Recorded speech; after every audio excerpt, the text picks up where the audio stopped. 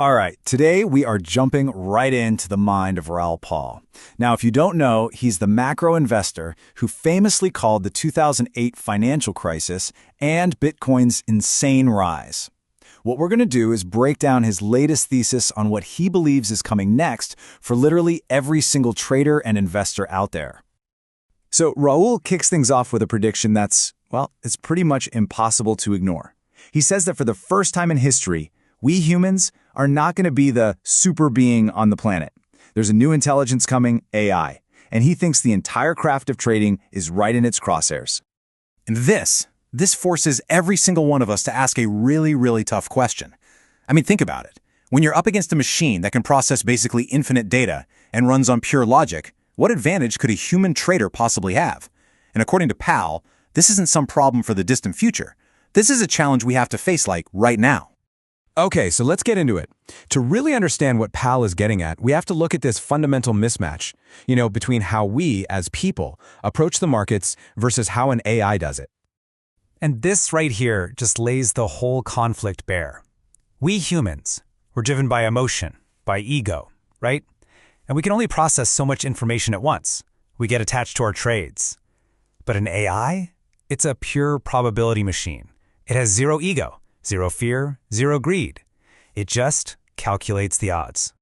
And look, if you're skeptical about this, Pal throws out a direct challenge. He says, take any chart you want on any time frame and just feed it to an AI like ChatGPT.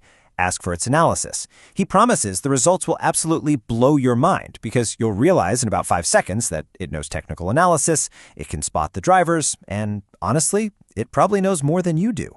It's a superpower that's already here. But listen, this isn't just a simple story of AI versus human traders. Pal's whole thesis is actually built on two massive global shifts that are changing the entire economic landscape as we know it.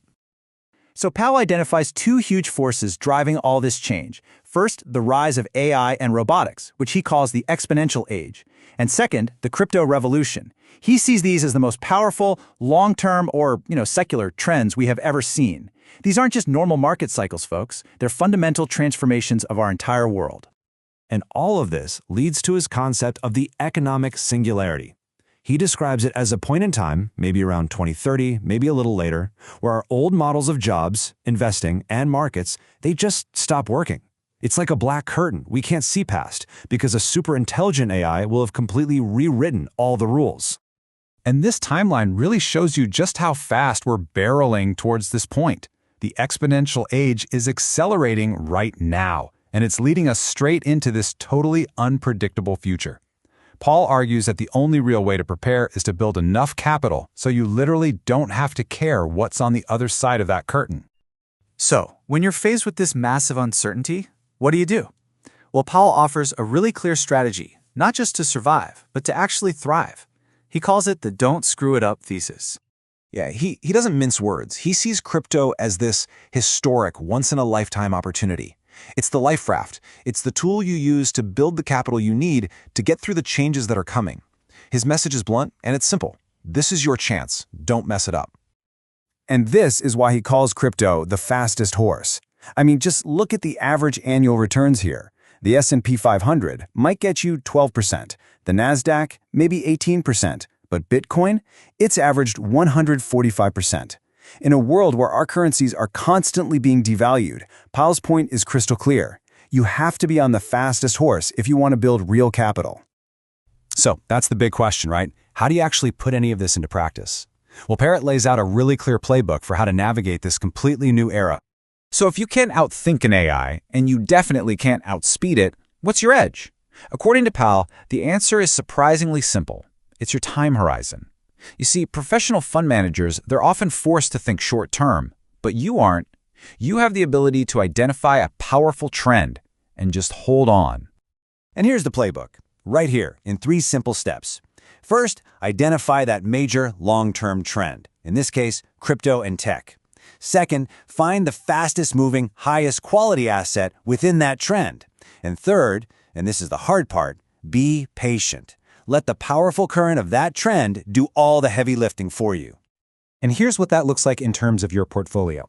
The main idea is to put the vast majority of your capital, we're talking 90% or even more, into that long-term thesis. Then, if you still have that itch to trade, you use a tiny fraction, 10% or less, for what he calls punting on short-term speculative bets. This really boils down to making a shift from gambling to investing. So many people get pulled into crypto through meme coins, which are way out there on the highest end of the risk curve. Pal's argument is that you have to see those for what they are. They're gambles. The real wealth creation, he says, happens when you invest in the core assets that are riding that massive long-term trend.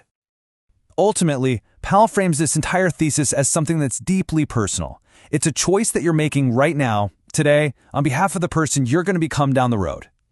He poses this question to make the stakes incredibly clear. Just think about your future self for a second. In a world being totally reshaped by AI and crypto, the choices you're making today, whether you're going to chase that adrenaline rush or invest in powerful trends, that's the reality that person is going to have to live with. And so we'll leave you with that thought. As we stand here facing the biggest technological and financial shift in all of human history, the economic singularity, as Pal calls it, your future self is watching. What are they going to see you do?